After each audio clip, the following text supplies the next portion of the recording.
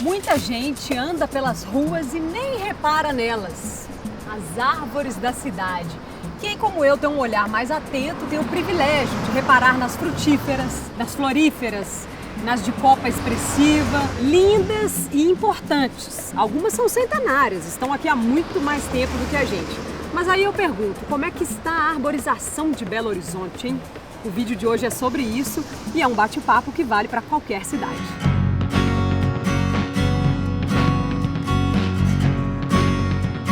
Gente, esse aqui é o João Renato, professor lá do Departamento de Botânica do FMG. Belo Horizonte já foi considerada a cidade-jardim. Sim, isso é verdade? Sim, né? sim, é verdade. E vem de um tempo realmente que a cidade planejada, né, com muitas áreas verdes, né.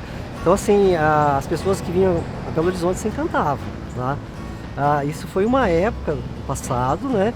Mas a cidade, como a maior parte dos centros urbanos, eu acho, brasileiros, né, sofreu, né? A gente perdeu muitas áreas verdes e hoje sobram poucos lugares assim que a gente pode dizer que representa um pouquinho da Belo Horizonte antiga.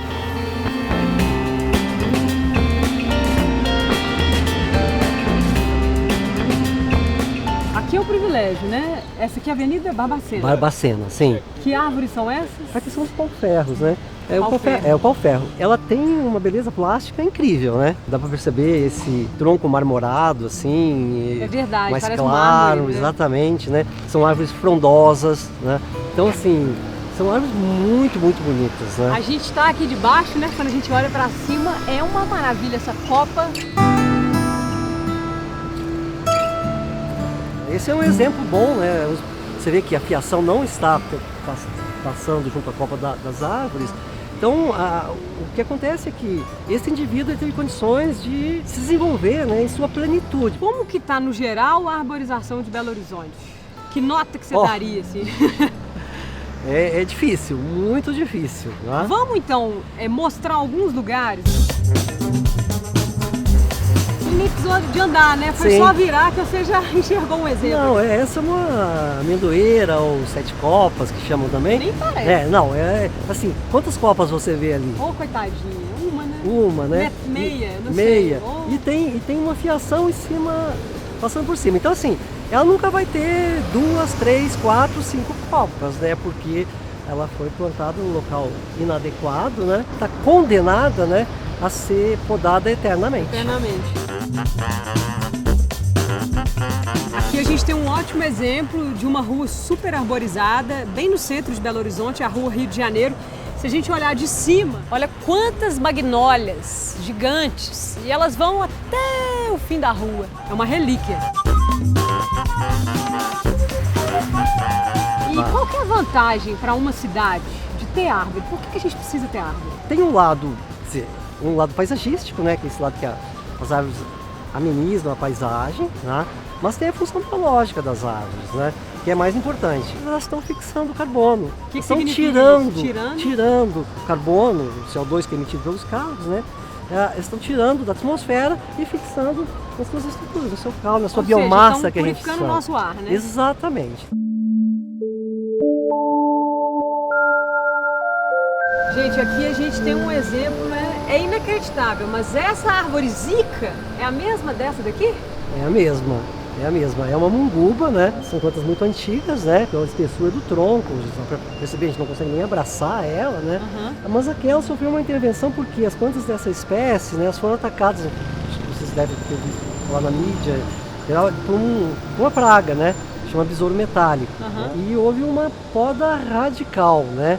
Mas então, tem assim, outra forma de combater esse besouro? Tem outras formas de combater, né? A supressão, né, deve ser, na verdade, o último caso. Quer dizer, é o mais rápido, mais barato? É o mais rápido e mais barato. E eu duvido é que esse tipo de intervenção, da forma como foi feita, eliminou a praga. Porque essa praga se reproduz no tronco da planta. Triste, né? Triste. Desfigurada, né? Desfigurada. Completamente.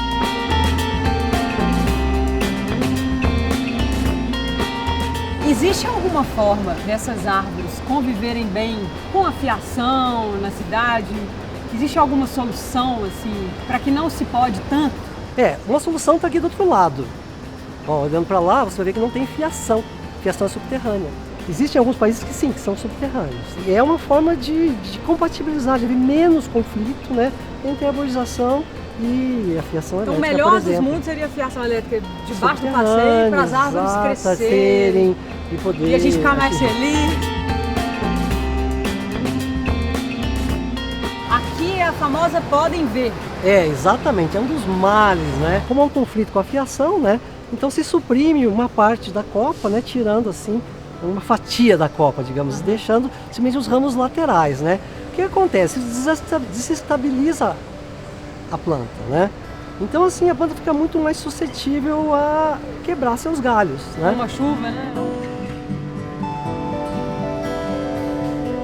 As árvores têm que sair das páginas policiais. Elas têm que entrar na parte de política e de meio ambiente e de saúde.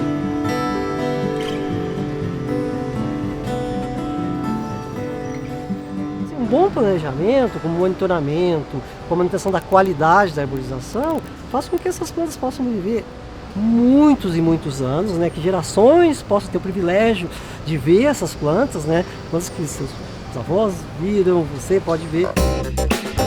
Gente, o João acabou de me apresentar uma árvore que eu nunca tinha visto igual. Parece uma obra de arte isso aqui, Não, né? é uma obra de arte, é fantástico. Maravilhoso. Né? Palmulato? Chama palmulato.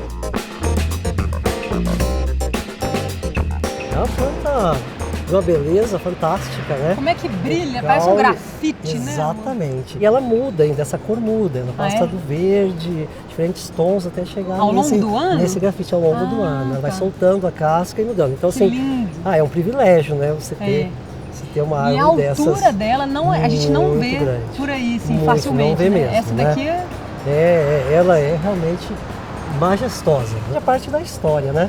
Ela deve ter visto a mudança do perfil do bairro, né? Por exemplo, né? Quantos anos acha que ela tem? É difícil, mas pelo deve ser da década de 40 a 50. Ou seja, ela está com uns 80 anos, é uma senhora. É uma senhora firme que teria forte. Muita história para contar, né? Pra gente, se a gente conseguisse bater um papinho com ela. Verdade. Algumas cidades brasileiras estimulam a preservação de árvores. E aí quem tem uma árvore em casa ou no terreno e cuida dela, ganha descontos em impostos como o IPTU. É o caso de Curitiba, no Paraná, e de Santa Maria, no Rio Grande do Sul.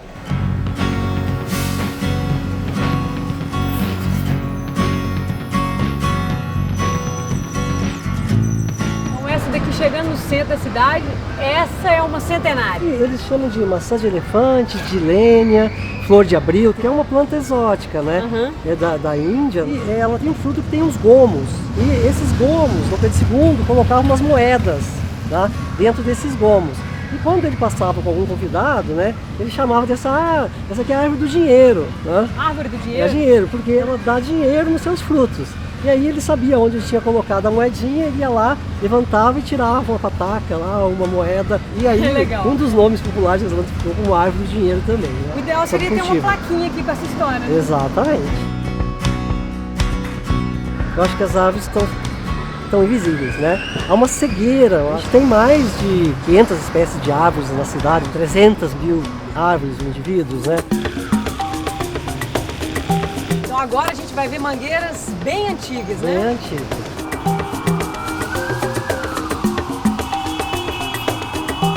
Como é que fica agradável a caminhada, né? Na sombra, esperar o ônibus ali, debaixo dessas mangueiras? Não, a temperatura aqui é outra, né? A gente está provavelmente 5, 6 graus a menos do que aqui perto, exposto ao sol, né?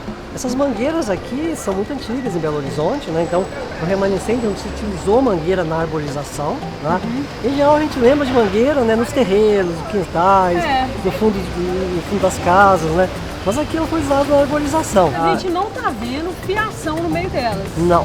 Tá? Aqui tá bacana, né? Exatamente, tá? Então aqui a fiação já foi posta, né, embaixo da terra.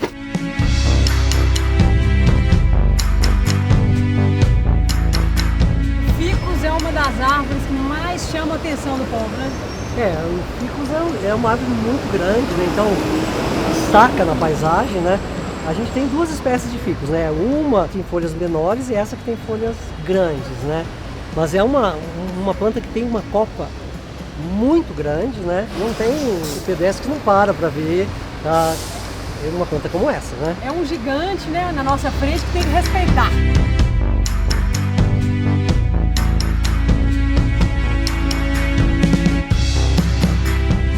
A gente não consegue ver o tronco, né, propriamente assim. Então o que a gente tem aqui são raízes, né, que pendem dos ramos. É um emaranhado, entende? Então são raízes de esporas que pendem dos ramos para dar sustentação a essa copa que é imensa. E é um ótimo exemplo da gente ver a diversidade que existe, né? Como é que é completamente diferente a raiz aqui do outra. João, eu confesso que eu não sabia, acho que muita gente não sabe, que uma árvore ela pode ser tombada pelo patrimônio histórico. Exatamente, né? Uma árvore ela pode ser declarada imune ao corte, né? Então normalmente são árvores que têm um significado, né?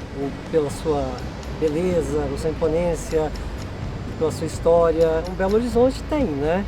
Tem mais de 250 espécies, né? Tombadas. Que são tombadas, tá? Mas poucas pessoas sabem.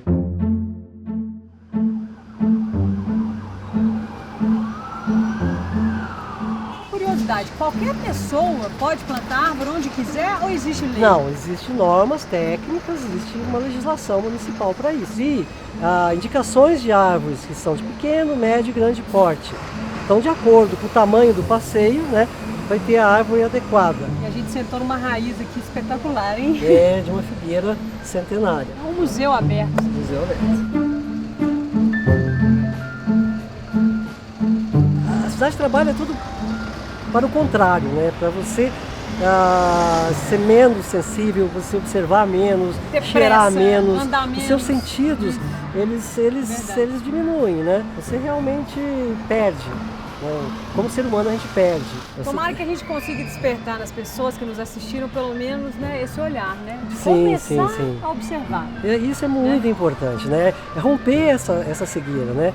E fazer com que os árvores saiam dessa invisibilidade. Então isso aí, né, gente? Olhem para as árvores, abram os olhos, não é isso? Abram os olhos.